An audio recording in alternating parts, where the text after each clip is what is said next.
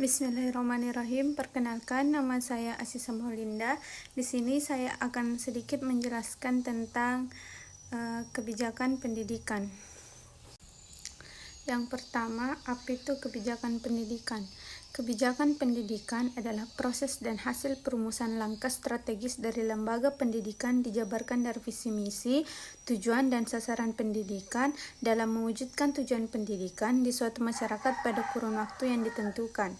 Kebijakan pendidikan adalah kepandaian, kemahiran, kebijaksanaan, kearifan, rangkaian konsep dan asas yang menjadi garis besar dan dasar rencana dalam pelaksanaan suatu pekerjaan, yang didasarkan atas suatu ketentuan dari pemimpin yang berbeda dari aturan yang ada, yang dikenakan pada seseorang karena adanya alasan yang dapat diterima seperti untuk tidak memberlakukan aturan yang berlaku karena suatu alasan yang kuat.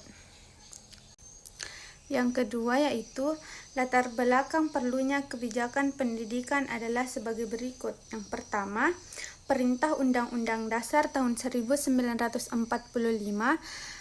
misalnya mengenai fungsi dan wewenang pemerintah dan pemerintah daerah dalam pendidikan dalam pasal 10 Undang-Undang Nomor 20 Tahun 2003 tentang Sistem Pendidikan.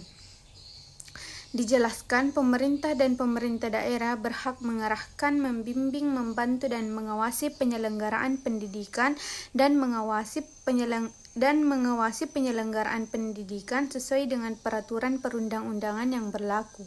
Yang kedua, prinsip dan bersifat pendidikan yang adil dan merata.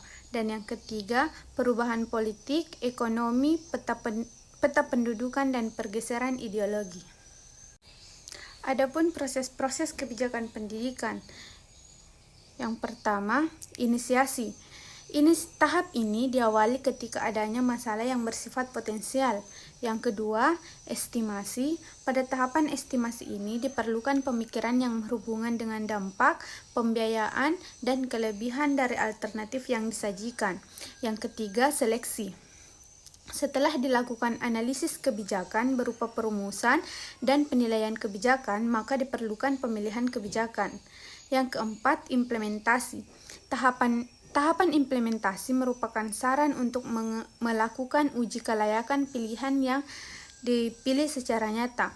Yang kelima, evaluasi. Pada tahapan ini dilakukan pengukuran dengan indikator yang telah dilakukan. Dan yang terakhir adalah terminasi.